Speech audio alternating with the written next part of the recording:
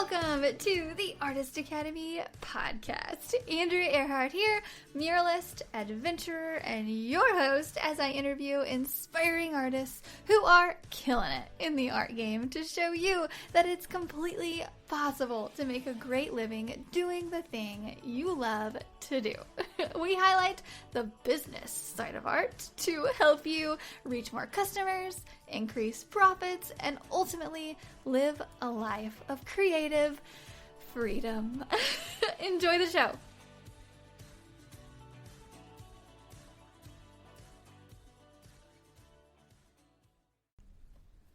This episode is sponsored by the Mural Master Program inside of the Artist Academy Advanced membership. This program is specifically designed to help you with every step of the mural process, from coming up with an idea to finding a wall to paint it on to pitching your ideas to businesses, and finally, of course, I teach you exactly how to paint large scale. Murals are a lot of fun and a great way to grow your art business. I know, because it has been one of the top ways that I've been able to grow my own art business as quickly as I have. With several years of experience as a muralist, I've dialed down the painting techniques, the proposals, the pitching, the whole bit. And now I've compiled it into one resource for you called the Mural Master Program. This is included inside of the Artist Academy Advanced membership, and I would love to invite you to join us by going to artistacademy.co, that is artistacademy.co, and click the link to see the Mural Master Program and learn more. And that's it, so let's get on with the show. Shirts, mugs, calendars, stickers, stationery, all the different art merchandising options. That's what we're going to talk about today. We're going to talk about art merchandising in general, the pros, the cons. Should you do it? Should you not? And I want to go over just a little bit of my insight to maybe help you choose on this process, because there really are so many different ways to go about this. And I want to make sure that you're doing it intelligently, that you're not just being like, oh, I'm just going to throw my stuff on a shirt just because. Like, I really want you to really think like I think, and just think things through. That's basically what I'm saying. Okay, so we're going to get into this, but before we do, I just wanted to, just spread a little insight on your art is the main thing in this equation. So you can sell anything on a mug, but your art is the first step in this. What am I trying to say? I'm basically saying you have to love what you do first. You have to love your art before you put it on a mug. And so if you don't absolutely love what you're creating and you don't get a lot of amazing feedback on it, and somebody other than your mom is saying that they want to buy it, if somebody isn't buying your art on a canvas, it's unlikely that they will buy it on a t-shirt. That's what I want to say just first and foremost. And that's not to get you down, but a lot of people, I think, will be like, well, maybe if I sell it on a coffee cup, people will buy it then. Maybe that will solve all my problems.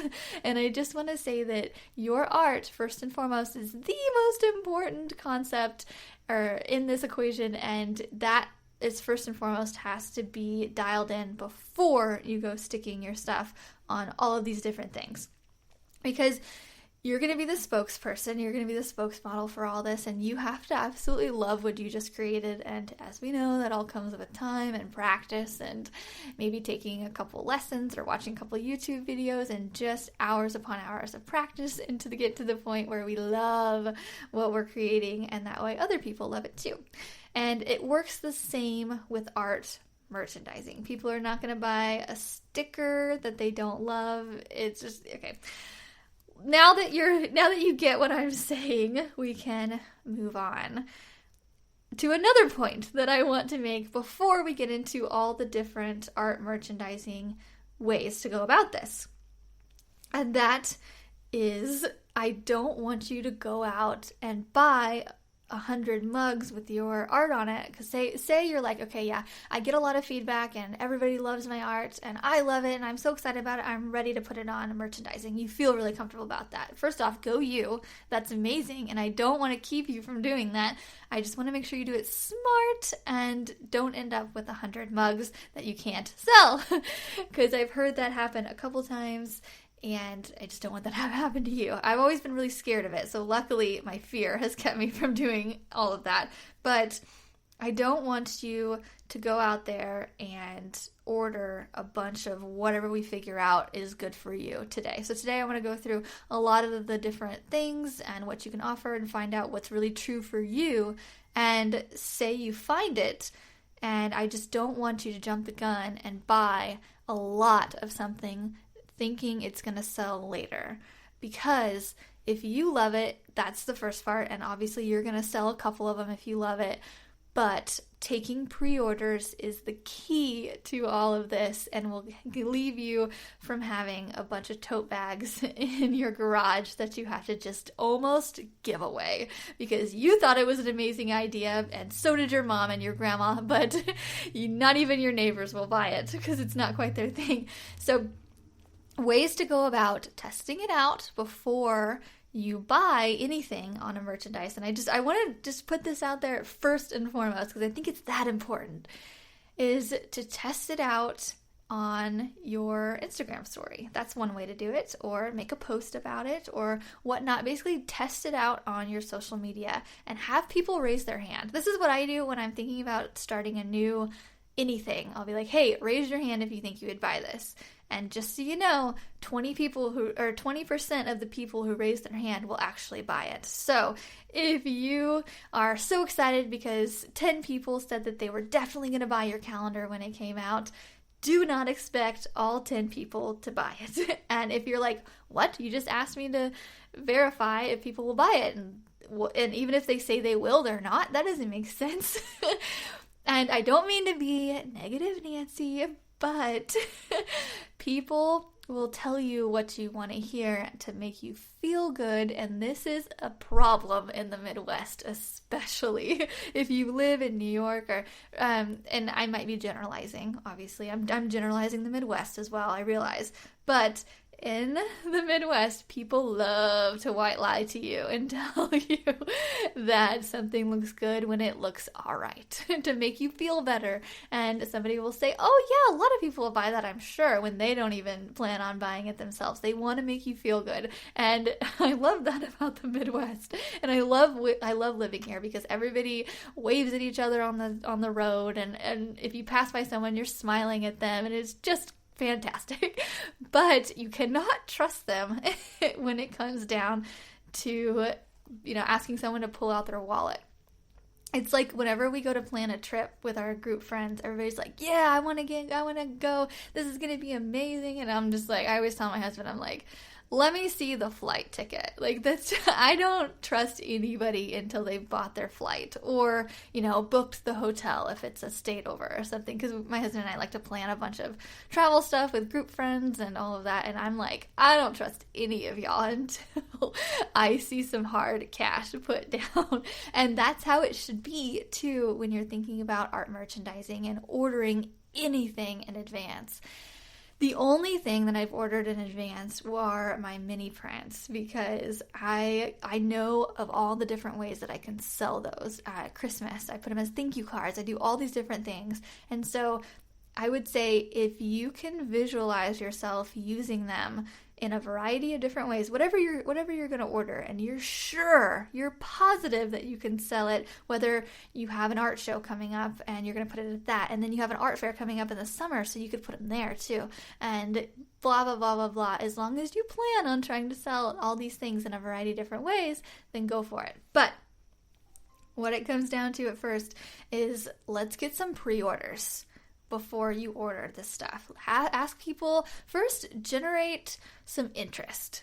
That's the first step. Generate some interest enough to get you a little excited about it. And when you're generating interest on whatever art merchandising that you are about to invest in, you're also promoting it at the same time. So you're genuinely curious. I am genuinely curious when I say, hey, raise your hand if you want to buy this, because I want to know if there are people out there who would even, humor me in the fact that they like it enough that they might consider buying it. Raise your hand. And that's usually what I do. I usually do like a raise your hand emoji. I actually just recently did that on one of my posts, and a bunch of people raised their hand and got me super excited about it.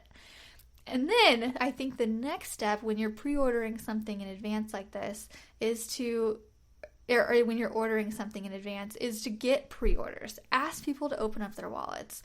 And whenever you're doing this, I think the best way is to, ask people to raise their hand with a simple emoji in the comments, and it gets people talking, gets people interested, and then maybe a day later or that day even, if you want to just jump on it, private message them and say, hey, I saw you were interested. I actually have a pre-order link right here that I would love to give you. I'm thinking about ordering these by the end of the week, so it would just have to be in by then, or whatever. Give them a deadline to do it as well. And that really, really can solidify, hey, how many people are interested, how many people are not. And I think that can save you in the long run. Okay, now that we've got all of that down, let's get into a couple different options that you can maybe offer. And I'm just going to start with stickers. And when I think stickers, I think of my friend Elise. She's at A Million Tiny Lines. That's at A Million Tiny Lines on Instagram. You can find Elise, and she is just amazing. And she is the person that I think of when I think of stickers. And which is another point that I'm going to make in a second, but stickers are I think of them as very fun. Like stickers are kind of like just like a very fun, casual type thing. I don't think of stickers as an extremely high-end item. So if you're wanting to go for high-end, this might not be it. But however, I think that Elise's art is very high-end, and she just does it's really well blended the way she does it with her stickers, because they're not always on a square. Because I think a lot of our paintings, if we do a landscape, you get a square sticker. Whereas hers, she does different animals and different designs on white paper. So it's a weird shape of a sticker. Just go check out her thing. You'll see them. She's posted about them all the time. It's super cute. If you're thinking of stickers, go to Elise. And I've also heard of Sticker Mule. You can go do that. She uses some company. I'm sure if you go to her Instagram, she'll tell you what it is in a recent post. But so think about stickers. Does that sound super fun? I have thought about doing butterfly stickers, just to be honest, and I think they would go over well, all right. I don't think they would be my biggest seller by any chance. I think it would be very in line with what I'm doing. Butterfly stickers are super cute. However, I went and I opted for a mini print, and that is the small item that I am offering. And that's the only small item that I want to offer. I don't want to offer stickers and a mini print and a mug and all of that. So that is the main reason why I do not offer any of my stuff on art merchandising. So it's funny that I'm talking about this and I'm giving you advice from it, but I've done a lot of research and I talked to a lot of people, and ultimately I've decided that it's just not my thing, but it could be yours, and I'm not talking it down at all. So that's why I have not opted into this. So another one would be calendars. I have also thought about doing calendars. It would be very, very, very easy to put my art on a piece of calendar, or on pages of calendars. But to be honest, I just think I've sold calendars before, okay? They were not art calendars. When back in my promo days, I actually made a calendar. I made a promotional calendar with girls in bikinis on trucks. You heard it right. And yes, I was in it, okay?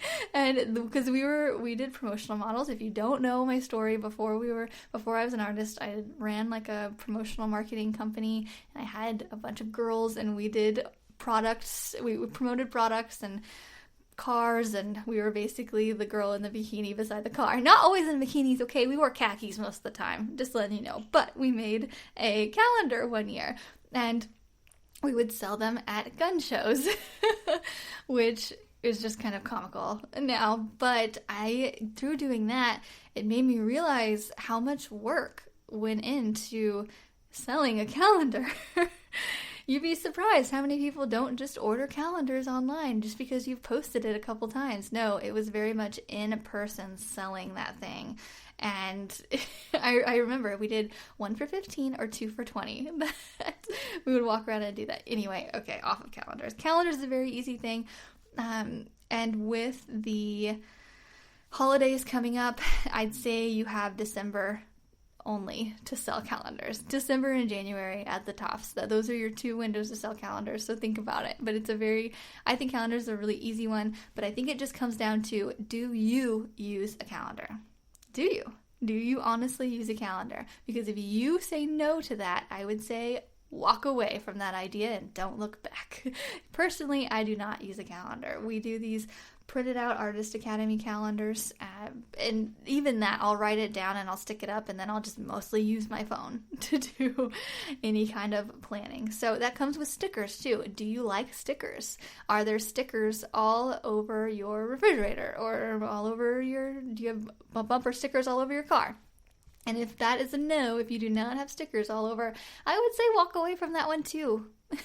And if you kind of get my point in this, we're trying to figure out something that you love enough to promote, if not every day, but at least once a week. You're going to need to promote whatever it is at least once a week and be so excited about it and be so proud of it that you're going to use it in your everyday, maybe not even every day, but you're going to use it at least once a week, and you're going to remind people naturally that you have this product and it's available.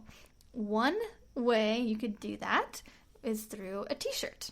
Everybody loves t-shirts, right? Everybody wears shirts. That's great.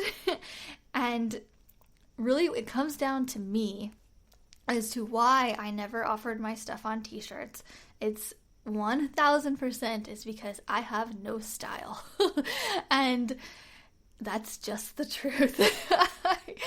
I like what's comfortable and what looks good, but I do not keep up with style trends. And there's actually one person that comes to mind who I'm like, oh girl, you are perfect for this. It's Dion Woods. If you don't follow her, she is the Turquoise Iris on Facebook and Instagram and all the places. And she just recently had some designs put on handbags and a bunch of different things, and she promotes the heck out of it, and she does an amazing job at it, and she is the perfect person to do that. So another example, go to the Turquoise Iris and you'll find her, and you can maybe even ask her some questions about it. If this is something that you want to go down, a road you want to go down, ask her. Hey, where do you get your stuff printed? How do you, she's an open book, so I'm sure ask her. Also, same thing. If you want to do stickers, message Elise.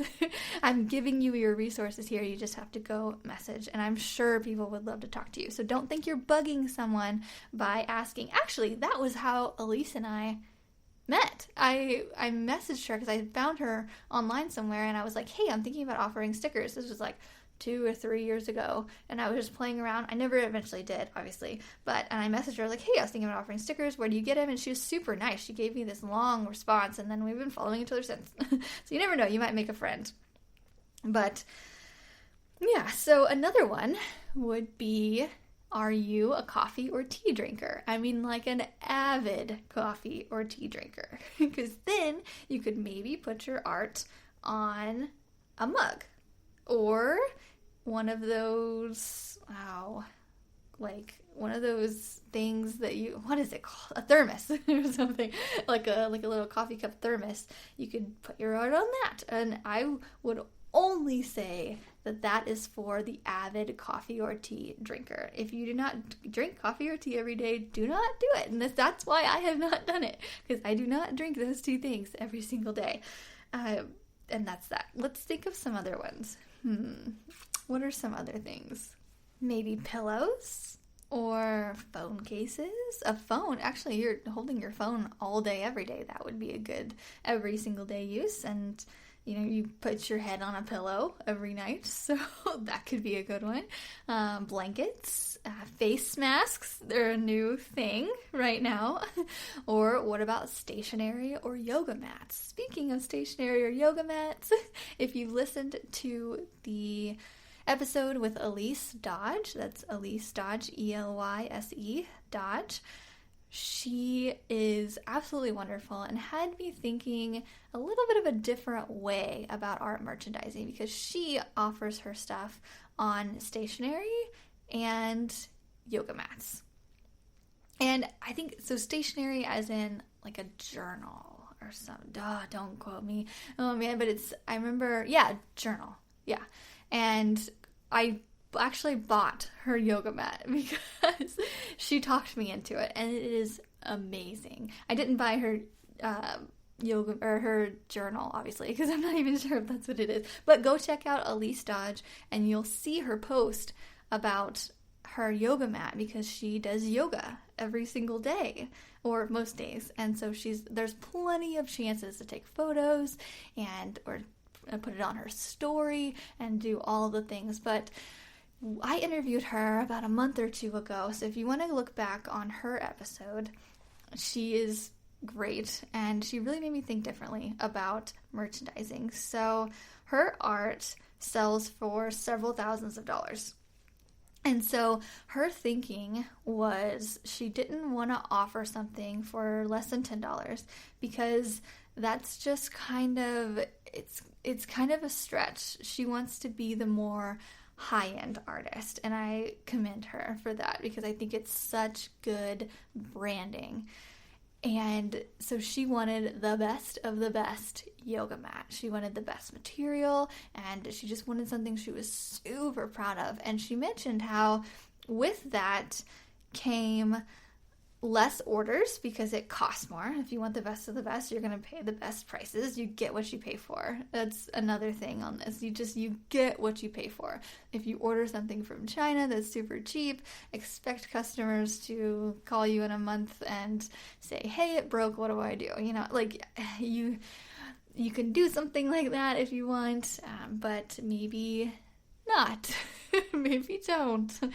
And not to tell you what to do, but so I was talking to her about that, and she said it just made sense for her life.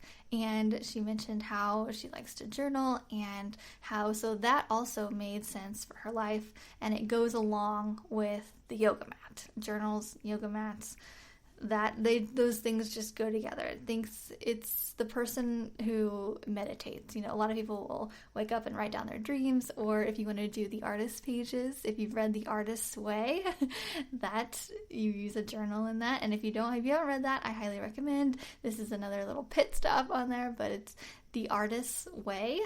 And just Google that one. I'm sure it's everywhere books are sold. It's a great read for starting artists, people who are just starting, and I guess people who are midway through their careers. Well, probably anyone, but I think most for people who are just starting and maybe aren't full-time yet, or just got into full-time. I think it can really help your confidence. So, little side note, go to The Artist's Way and buy that book. I'm not affiliated, and I want to get the author on this podcast, so I'm putting that out there, and I'm going to message her. Anyway, so figure out what goes with your life that you think would be amazing to get on merchandise. I thought about one thing that I really wanted to do was put my logo and or art and do like a white labeling type thing and put it on paintbrushes, because I'm teaching art, so that makes sense to put it on paintbrushes and sell it that way. That's more of a white labeling. White labeling is when a product or service removes their brand and logo from the end product and instead uses the branding requested by the purchaser. That's straight from Google. And so it's basically taking your logo and putting it on something, but however someone else made it. Amazon does it. A lot of people flip and sell products through Amazon, and somebody makes it in China or wherever, and they just put their logo on it and they sell it that way. That's a completely other thing as well. But getting back to more of the art merchandising type thing, putting your pretty art on something that people know that you're not making. And also just think about your core business plan. In the Artist Academy Advanced, we're going through the September prep, and we just made a art marketing plan. And we made out our plan and what we want to do for the next 5, 1, or 3 months, 3 months, 1 year, or 5 years. And we worked back from that, and we decided, where does our art business, where do we want it to go? And you figure out all of these things, and you always look back at your art marketing plan and say, does that align with where I want to be? And a lot of the ways that I decide is if all the extra stuff that I'm doing does it create passive income that's a bit easier to do than having to go create a mural. And a lot of this merchandising stuff, it does create passive income, but you have to work at it. And another thing I just want to say before you do this, it's going to be a lot harder to sell things than you think. We mostly do a service business. I would call it a service business, murals and commissions. You're giving them a product, but mostly you're doing a service. That's what a lot of us start out with. We take commissions. A lot of people, you don't have people buying your art and buying your prints a ton in the beginning. It's just a whole different game than getting commissions and you taking instruction from someone rather than you saying, hey, I have a product, buy it. Whereas they get no customization. Being able to customize what you have and give it back to them, that adds a whole other level of just customer satisfaction, whereas with this, we have to rely on the customer loving it ahead of time and us talking them into loving it a little bit later. We go through a lot of pitching strategies and selling techniques inside the Artist Academy Advanced, but I just wanted to make you a little bit aware that you are going to have to put on your sales hat in order to do all of this. And if that makes you a little uncomfortable, I would say get over it. You have to get over it one day, but just know you're going to have to sell it. It's not going to be super, super easy. And just doing this, one last thing, it takes away from your main product. Like I mentioned, our main product is our art. That is the most popular thing. And anything extra is going to be extra work. And don't expect you to unveil a new product and it just solve all your art problems and I'm just going to sell calendars for the rest of my life. No, it's another thing that you're offering, and it's another thing you're talking about, and it's less that you're talking about your main product, which is your paintings.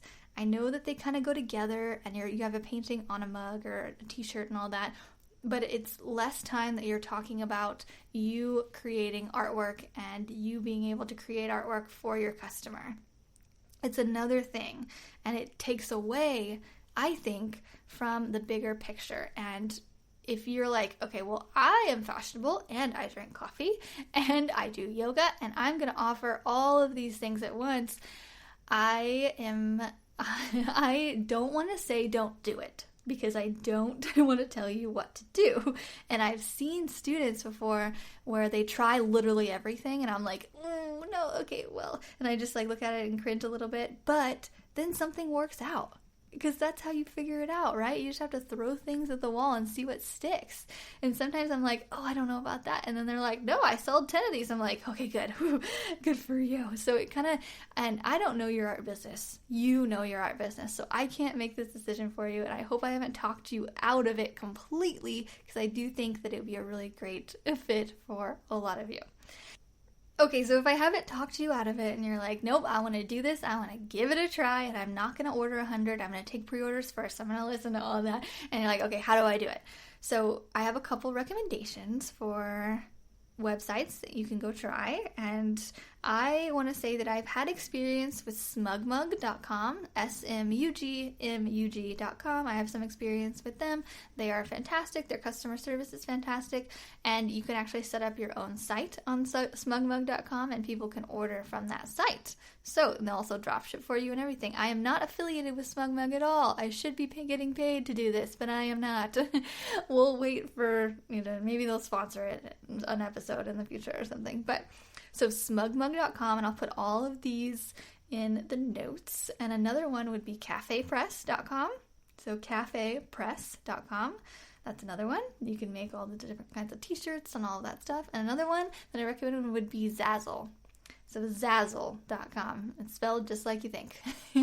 It's also in the notes. So if you're looking around, also you can just Google, if you want to just Google art merchandising websites, I'm sure a ton will pop up.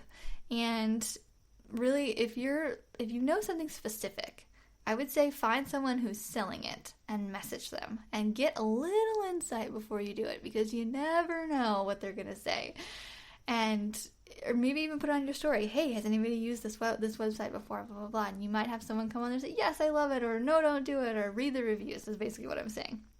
Okay, that's all I have. I hope that this doesn't scare you away, and I hope you may give you a little bit of clarity on how to do some art merchandising.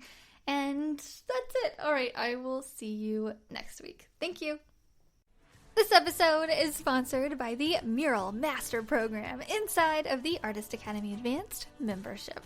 This program is specifically designed to help you with every step of the mural process. From coming up with an idea, to finding a wall to paint it on, to pitching your ideas to businesses, and finally, of course, I teach you exactly how to paint large scale.